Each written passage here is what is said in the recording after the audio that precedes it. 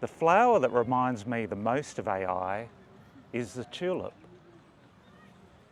Just as tulips come in a seemingly endless variety of bright, colourful blooms, AI tools have bloomed and proliferated into what seems like endless variety. There are AI tools now that will create content for you, research topics for you, analyse audio recordings. There are AI tools that will create a podcast from scratch for you. There are AI tools that will create images for you. But there aren't AI tools that will create beautiful aromas for you yet. Yeah, so if you have a task to complete, chances are there's an AI tool for it. There could be as many AI apps today as there are colours of tulips. People are so excited about the emergence of AI, it's fair to say that we're all experiencing AI mania at the moment. Companies and investors are going all in on it. Which brings us back to tulips. In the 17th century, people in the Netherlands were so excited about the investment potential of tulips, their level of expectation became known as tulip mania. By the early 1630s, the demand for tulip bulbs soared, and people from all walks of life began investing in them, hoping to resell the tulip bulbs at higher prices. At the peak of tulip mania, some single tulip bulbs sold for more than 10 times the annual income of a skilled artisan. It sounds like tulip bulbs were the Nvidia stock of their day. But the tulip market collapsed. In February 1637, the tulip market crashed when buyers suddenly stopped purchasing bulbs at such high prices. The rapid decline in prices left many investors holding worthless tulip bulbs. So, is tulip mania a cautionary tale about the possible downside of our current AI mania? Tulip mania was clearly an economic bubble.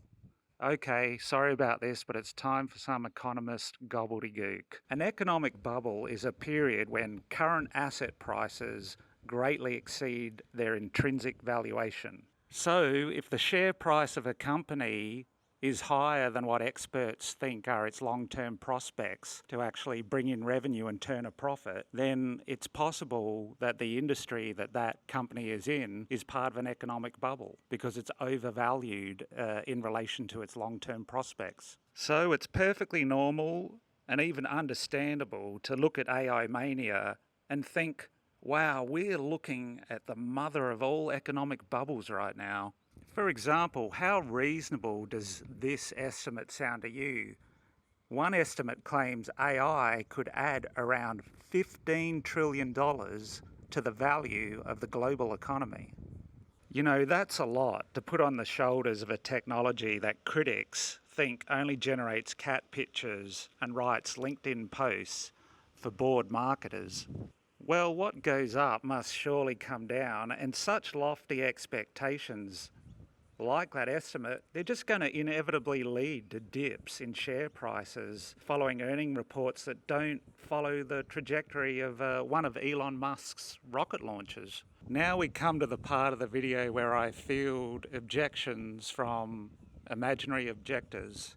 I can hear one of these imaginary objectors say, but Tim, AI is not tulip bulbs. It's a technology with almost endless application and untapped demand.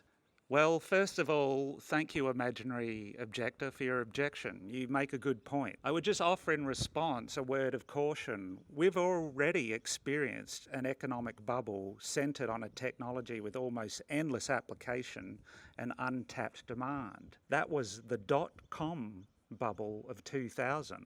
When it burst in 2000, many companies that went all in on the hot technology of the time, the internet, went bust and disappeared. Oh, I can see my imaginary objector returning. But Tim, when the dot-com bubble popped, the technology, the promise of riches was based on the internet. It didn't disappear. Far from it. Today, the internet is an essential part of our lives. Once again, my imaginary objector, you are delivering the goods, solid reasoning, solid rebuttal. So let's pull on that thread. So the companies of the dot-com bubble that didn't survive when that bubble burst, I guess we could say they were not set up to endure a temporary dip in the market's enthusiasm for the internet gold rush. And we could argue that today's AI leaders are in a strong position. Companies like Microsoft, Nvidia, Alphabet, and Meta, they are already hugely profitable companies. They have proven business models and solid, reliable revenue streams that most likely won't dry up, even in the unlikely scenario that all of their AI plans fail. The smaller AI companies though, Also, despite the inevitable dips in share prices from overvaluations, to me, it looks like the long-term prospects of the AI industry are good. After all, it's a complex and rapidly evolving field. It has substantial real-world applications, so there's potential there for long-term growth. Also, tulips never disappeared either. In fact, I'd argue tulips are an engine of economic growth for some regions. My partner captured all the tulip footage in this video at the Tulip Time and Floriade Flower Festivals in the Southern Highlands in New South Wales and Canberra, Australia's capital. Both of those tulip festivals attract thousands of visitors annually to admire the tulips and pump considerable money into the host economies. I also thought it would be a nice idea if I held a bouquet of tulips while I walked and talked in this video, but the florist quoted me $75 for a tulip bouquet, so I quickly gave up on that idea. But I guess that also means people today in 2024 still value and appreciate tulips. And I imagine in the future, people will still value and appreciate AI too.